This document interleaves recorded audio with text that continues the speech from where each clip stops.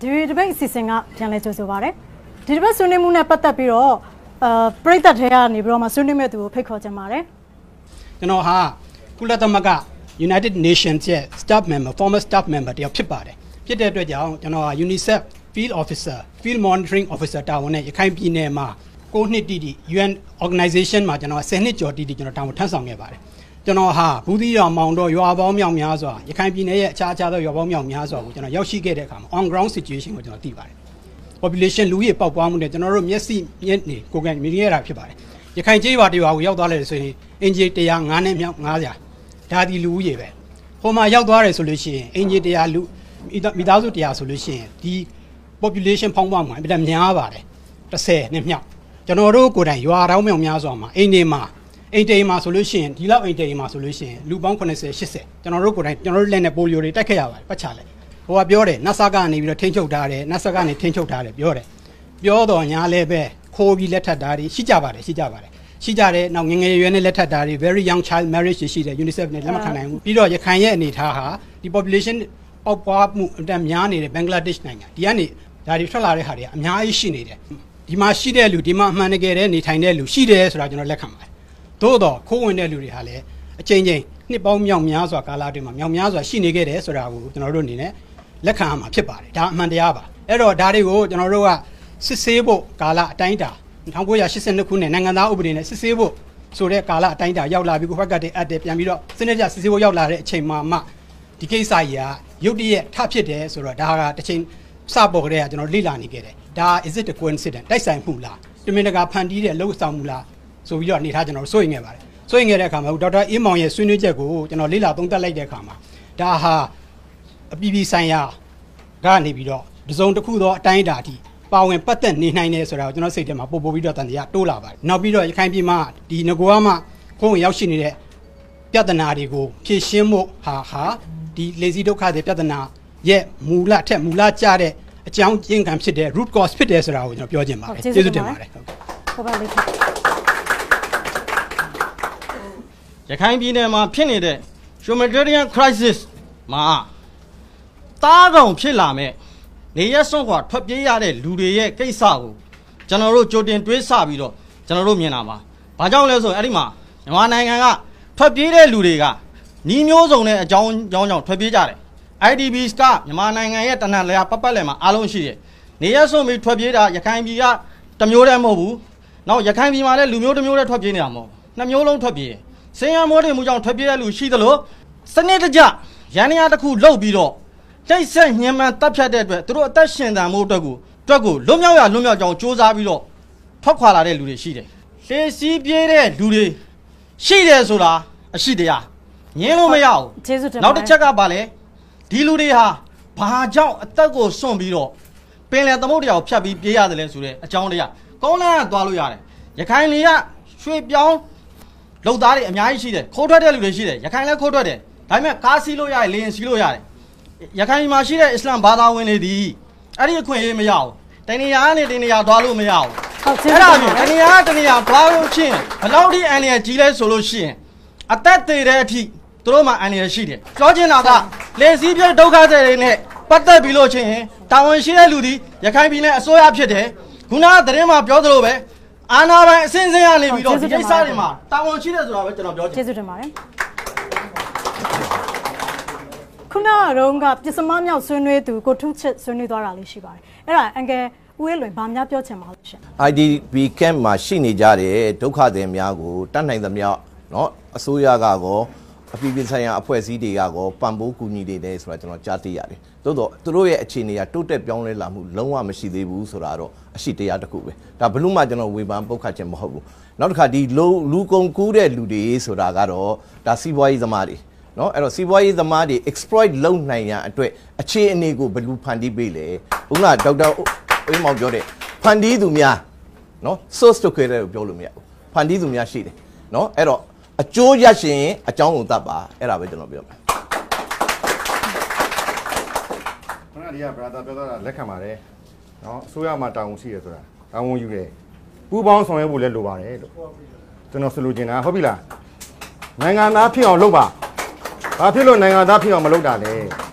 ဲဒါလေးရတယ်စဉ်းစားမယ်ချက်ပဲတ ကျွန်တော်နိုင်ငံမှာဘာသာကြီး၄မျိုးဒါဆရာဦးနော်ဒါရင်းနှီးပါတယ်အားလုံးကထိထိတန်နေတယ်ဒီရခိုင်ပြည်နယ်မှာဖြစ်တဲ့ကိစ္စအတီးတဲ့ဘာသာရေးကြောင့်လုံးဝမဟုတ်ဘူးဖြစ်ပေါ်ခဲ့တဲ့တမိုင်းကြောင်းအစင်လာတာဖြစ်လာတာဒီတော့ကျွန်တော်တို့ကယနေ့ဖြည့်ရှင်းတဲ့အခါကြားလို့ရှိရင်ကျွန်တော်ခုနပြောလို့ပေါ့ဗျာအစိုးရမှာတာဝန်ရှိတယ်ဆိုရင်တော့ပြည်သူမှာလည်းတာဝန်ရှိတာပ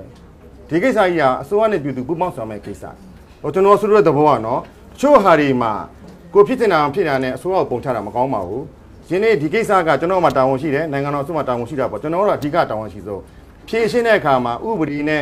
ကျွန်တော်နိုင်ငံကတည်ဆဲဥပဒေတွေပြဋ္ဌာန်းချက်တွေနဲ့အညီလိုက်ပါဆောင်ရွက်ဖို့လိုပါတယ်အဲ့ဒါတွေကိုမျက်ွယ်ပြုတယ်ဆိုရင်တော့တုံရင်ကတုံရင်ဖြစ်မှာပဲဒါကြောင့်တို့ပုဂ္ဂိုလ်တင်ပြောပြရစီဟုတ်ကဲ့ပါတော်တော်ကြီးမှ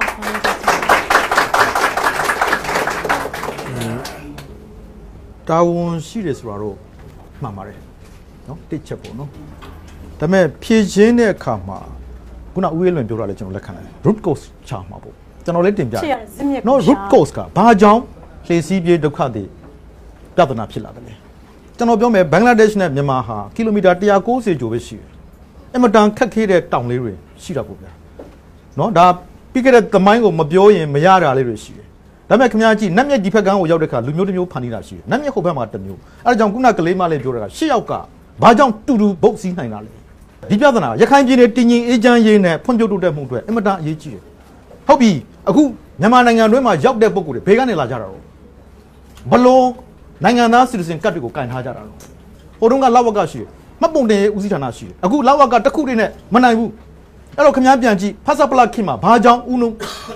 လူ၄-၅တောင်းကိုတွင်းခဲ့တယ်လေ root cause ကိုမရှင်းသမျှကာလပတ်လို့เนาะကျွန်တော်တို့ကဒီပြဿနာကိုဟိုကဆွဒီကဆွနဲ့နောက်ဆုံးတစားခံဖြစ်တာအတိခေါင်းပါတဲ့တကယ်ဒုက္ခရောက်တဲ့လူတွေလှေဖို့တင်ပေးလိုက်ပြီမြန်မာနိုင်ငံကပါလို့ခင်ဗျားတို့တက်တင်ပြလို့ရချင်မှရမယ်ဒါပေမဲ့ဘင်္ဂလားဒေ့ရှ်ကလည်းမဟုတ်ဘူးလို့ပြောမှာပေါ့ဒါပေမဲ့ဟိုဘက်ရောက်တဲ့ခါမှာမြန်မာနိုင်ငံသားပါဆိုတဲ့1988နောက်ပိုင်းကအကြောင်းတွေကိုခင်ဗျားတို့ကပြန်ဆွေးပြီးမှနိုင်ငံတကာရဲ့ဖိအားနဲ့လာတဲ့ခါမှာကျွန်တော်တို့အစိုးရကကိုယ့်ရဲ့အချုပ်ချအာဏာအတွက်ပြောတင်ပြောထိုက်တာကာတင်ကာထိုက်တာတင်ညီမှုရတင်ရထိုက်အောင်လုပ်ရမယ်အတိုင်းတာကိုကျွန်တော်လုပ်ကိုလုပ်ရမယ်ဒီနေ့ဆွေးနွေးတာကလှေစိတ်ဒုက္ခတွေရေးဘယ်လိုဖြေရှင်းမလဲပေါ့နော်ဒါနဲ့ပတ်သက်ပြီးတော့ဘယ်လိုဖြေရှင်းနိုင်မယ့်နည်းလမ်းဘာမြန်လဲအခုအနေနဲ့ဟုတ်ကဲ့နံပါတ်1ခုနကျွန်တော်တို့ဆရာကြီးဒေါက်တာအေးမောင်ပြောသွားသလိုပါပဲ inflect ရှိတယ်အဲ့ဒီ inflect ကိုခုနကတော့ဒေါက်တာအေးမောင်ကတော့ side effect ကနေပြောတယ်လူကြီးပေါ်ပွားမှုတော့နေပြောတခြား inflect တွေလည်းအများကြီးရှိပါတယ်အဲ့ဒါကိုပြန်ပြောကြည့်ဆိုလို့ရှိရင်ဥမာတမိုင်းအဖြစ်ပဲပြန်ပြောရမယ်လို့ရှိရင်ကျွန်တော်တို့အရင်တော့ရှိခဲ့တဲ့နိုင်ငံသားအခုဘယ်ရောက်သွားတာလဲ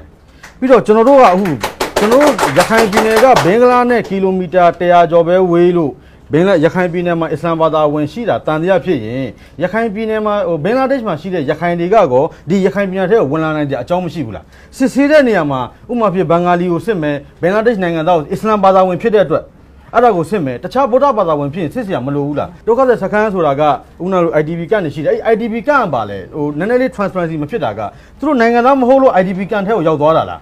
သူတို့ပထမရှိရင်းတဲ့နိုင်ငံသားအားလုံးအိုးတွေအိမ်တွေအားလုံးစုံခွာပြီးတော့ဒီပရိပခပေါ်မှာရောက်ရတဲ့ကိစ္စလေအဲ့ IDP ကလည်းဖြစ်ရတယ်ရှိသမျှအိုးအိမ်တွေလည်းစုံခွာရတယ်ပြီးတော့အခုသူတို့နိုင်ငံသားအခွင့်အရေးပါပျောက်သွားတဲ့အနေအထားမှာတစ်ဖက်ကနေလက်ခံပါတယ်အခုနဟိုကျွန်တော်ဒေါက်တာဟိုပြောသွားသလိုမျိုးတစ်ဖက်ကအစ္စလာမ်ဘာသာဝင်တွေဝင်လာနိုင်သလိုရခိုင်တွေလည်းဝင်လာနိုင်တယ်ဆိုတာလေးကိုတော့ point out လုပ်သေးခြင်းကျေးဇူးတင်ပါတယ်ဟုတ်ကဲ့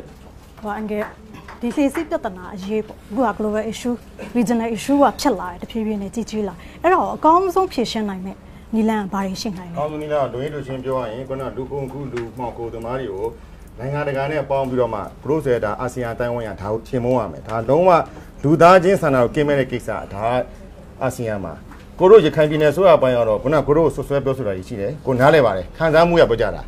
ာဒီတော့ကိုကတော့ဝန်ကြီးတို့တယောက်အနေနဲ့ကတော့ဟုတ်လားလူသားချင်းဆန္ဒတိုင်းအနေနဲ့ကိုအနေနဲ့ကတော့ fair ဖြစ်အောင်လုပ်ရမှာတာဝန်ရှိတယ်ဒါကြောင့်ယနေ့ကိုတို့ကဆောင်ရွက်တဲ့ခါမှာကမ္ဘာကုလသမဂ္ဂအဖွဲ့အစည်းနဲ့ပူးပေါင်းဆောင်ရွက်နေတာဖြစ်တယ်နော်ကမ္ဘာကုလသမဂ္ဂ object လောက်တာနဲ့ကိုတို့မနေနိုင်ဘူးဒီတော့မတရားညှဉ်းပန်းနှိစက်တဲ့ဆိုတဲ့စကားကိုလည်းကိုယ်အနေနဲ့မသုံးစီချင်ပါဘူးဒါနည်းနည်းလေးရင့်သွားတယ်အားနည်းချက်ရှိတဲ့ပြောရင်ပြောဒီ boat people ကိစ္စကတော့ခုနလိုမျိုးကိုတို့ကယနေ့ခုနတပိုင်းနဲ့ဖြစ်ရှင်းရမယ်အာဆီယံတိုင်းဝိုင်းမှာကိုတို့အထဲမှာဆိုရင်လည်းသူတို့ကိုနော်ယခုတဲ့ပုံမကောင်းမွန်တဲ့အနေအထားဖြစ်အောင်ကိုတို့ဘက်ကကုလသမဂ္ဂရဲ့စီကံစီမံလုပ်ဖို့ကိုတို့လုပ်မယ်တို့တော့ကိုခုနပြောတဲ့တစ်ချက်ပါပဲတစ်ဖက် community ကလည်းလိုက်ပါဆောင်ရွက်ဖို့လိုပါတယ်ဒါတိတ်အရေးကြီးတယ်ဒီနေ့ကိုတို့ဥပဒေရဆောင်ရွက်တာကိုညှင်းပယ်ခြင်းနေပါလေဆက်မှာအကောက်မခံဘူး point ဟုတ်ကဲ့ဆက်ကလူသားကိုကောက်တာလေလူသားကောက်တဲ့အရေးအတွက်မှာခုနစကလုံးတစ်လုံးကြောင့်ပို့ဒါကြီးက ကြံခဲ့ရတော့ခံမကြည့်ထက်ထားရတယ်နိုင်ငံတော်ဆိုရအနေနဲ့တော့ဒီမြန်မာနိုင်ငံတော်ဆိုရနော်ကျွန်တော်တို့ကလူသားချင်းစာနာတဲ့အစိုးရတစ်ခုပါအားလုံးပုံမှန်လင်းလင်းနဲ့ဖဲဖြစ်အောင်ဒီလိုမျိုးဆွေးနွေးသိချင်ပါတယ်ကျေးဇူးတင်ပါတယ်ဒေါက်တာအင်းမောင်ဒီလေစီဒုက္ခတဲ့ရေဖြည့်ရှင်းနိုင်မယ်နည်းလမ်းအကဲအမြင် point ပေါ့အဲ့ဒါလေးတစ်ချက်လောက်လို့တိုးရှင်းလေးပြောပြပါဦးကျွန်တော် factors နှစ်ခုပြောရလေအဲ့တော့ပထမကိုချံကိုလုံအောင်ကပေါ့နော်ကိုနိုင်ငံကလူကြီးဖောင်းပွားနေရင်လူကြီးမဖောင်းပွားနိုင်လောက်တဲ့ family planning ချတော့မှာပေါ့ဥမာ even ပြန်ကြည့်တရုတ်ပြည်နော်သူလူကြီးကိုသူထိတ်နေလေအဲ့ဒါမျိုးအစီအစဉ်ကိုမိမိနိုင်ငံမိမိလူမျိုးတွေကိုတည်တယ်ဗျအဲ့တော့လေစီးပြေးခီးသေးပဲဖြစ်သွားကိုနိုင်ငံသားမှန်ခဲ့လို့ရှိရင်ပြန်ခိုးဖို့လိုတာပေါ့ဥမာဆိုပါတော့ခင်ဗျားတို့တချို့နိုင်ငံတကာအဖွဲ့အစည်းတွေလက်ညှိုးထိုးတာရှိတာပေါ့ဘုတ်စီခီးသေးဆိုလျင်ပဲရခိုင်ပြည်မြောက်ပိုင်းကထွက်လာတဲ့မြန်မာပြဿနာလို့လက်ညှိုးထိုးရင်ကျွန်တော်တို့လက်မခံဘူးတော်မြန်မာနိုင်ငံတွင်းမှာနေတဲ့မြန်မာနိုင်ငံသားမဟုတ်တဲ့ပုံကိုယ်တွေလည်းပါကောင်းပါမယ်မြန်မာနိုင်ငံသားဖြစ်တဲ့ပုံကိုယ်တွေလည်းပါကောင်းပါမယ်ဒါပေမဲ့အဲ့ဒီဟာလေးမှာကြာရင်သူ့ရဲ့ကောင်စစ်ရေးရာနဲ့ပတ်သက်လို့သက်ဆိုင်ရာတော့ကျွန်တော်တို့နိုင်ငံရဲ့တန်ယုံတွေကတစ်ဖက်မှာနိုင်ငံတကာပင်လယ်ပြင်မှာပဲတွေ့နိုင်ငံတစ်ခုရဲ့ပိုင်တဲ့အထင်းမှာပဲအဲ့ဒါလူသားချင်းစာနာပြီးမှထိမ့်သိမ့်ပြီးကုညီစောင့်ချောက်နေမိမိနိုင်ငံကဆိုရင်တို့ဖြင့်ယာယီလာနေတဲ့ပုံကိုပဲဖြစ်ဆွဲခေါ်ပြီးမှလူသားတဦးအနေနဲ့တော့ဖွင့်ရေးပေးရမှာဟုတ်ကျေးဇူးတင်ဒါဖြစ်ရှင်းလေးကိုပြောတာဟုတ်ကဲ့ပါကျေးဇူးတင်ပါတယ်ငယ်ဦးအေးလွင်ဗာများပြောချင်ပါလဲရှင်အကောင်းဆုံးဖြစ်ရှင်းနိုင်မယ့်နည်းလမ်းပြဿနာရဲ့ရင်းမြစ်က factors ကတစ်ခုတည်းမဟုတ်ဘူးတစ်ခုတည်းကိုပဲမိမောင်းထိုးပြီးတော့အဲ့ဒီလိုလုပ်နေလို့ကပြဿနာပြေတယ်လို့မရဘူးတစ်အချက်နှစ်အချက်ကဒီပြဿနာတွေအားလုံးက co-related ဒီနေရာလေးကိုပဲလှီးထုတ်ပြီးတော့တည်တံ့ခွဲထုတ်ပြလို့မရဘူးသူ့မှာဆက်နွယ်နေသောဟာတွေကအများကြီးရှိတယ်နော်အစိုးရကိုတိုက်ခိုက်ရခြင်းဒီနိုင်ငံရေးလို့ထင်နေတာရှိတယ်အဲ့ဒါတော့တငယ်နာစားပဲဗျနော်အဲ့တော့လက်ခံတင်လားလက်ခံရမယ်ပူပေါင်းတင်လားပူပေါင်းတင်ရမှားတာကိုမှားတယ်လို့ရဲရဲဝံ့ဝံ့ပြောရမယ်ပြီးတော့ပြုပြင်ပေးရမယ်နောက်တစ်ခုတိတ်အရေးကြီးဆုံးအချက်အစိုးရကဖိနှိပ်တယ်ဆိုရင်ဖိနှိပ်မှုကိုခံတော့ပြည်သူကလည်းပဲပူးတွဲတရက်ခံဖြစ်တယ်အဲ့တော့ပြည်သူများအသိရှိနဲ့နော်သူတို့မှားနေတဲ့ထင်တာကိုလည်းသူတို့ပြင်ရမယ်ပြီးတော့ကိုတာဝန်ကိုယူပြီးတော့အခုနပြောတဲ့အငင်းမပွားတဲ့အားလုံးလက်ခံတော့ common ground ကအလုပ်လုပ်မှရမယ်နင်တက်ငါဆင်းတော့မရဘူးဟုတ်ကျေးဇူးတင်ပါတယ်ဒီကနေ့ဆွေးနွေးမှုနဲ့ပတ်သက်ပြီးတော့ကတ်တွန်းဆရာကိုဝင်းအောင်ကဘလို့တရုတ်ဖော်ထားလဲဆိုတာလေးတစ်ချက်လောက်ကြည့်လိုက်ရအောင်ကျွန်တော်တို့မြန်မာနိုင်ငံကြီးကဘာနဲ့တူလဲဆိုတော့ဟိုလက်ပရိုစီယောဂါပေါ့နော်နူးနေတဲ့ခန္ဓာကိုယ်ကြီးနဲ့တူနေတယ်အဲ့ဆောတော့ပြောတယ်လှေစီဒုက္ခတယ်ပဲဖြစ်စေဟလားရိုဟင်ဂျာပြဿနာပဲဖြစ်စေအဲ့ဒါဟာအဲ့ဒီနူးနေတဲ့ခန္ဓာကိုယ်ကြီးပေါ်မှာပေါက်တဲ့အနာတစ်ခုပဲဖြစ်တယ်ကျွန်တော်တို့အဲ့အနာတစ်ခုတည်းကိုပဲတိကျပြအောင်ကျွန်တော်တို့ကုလို့မရပါဘူးအဲ့တော့ကျွန်တော်စိုးရိမ်မိတာက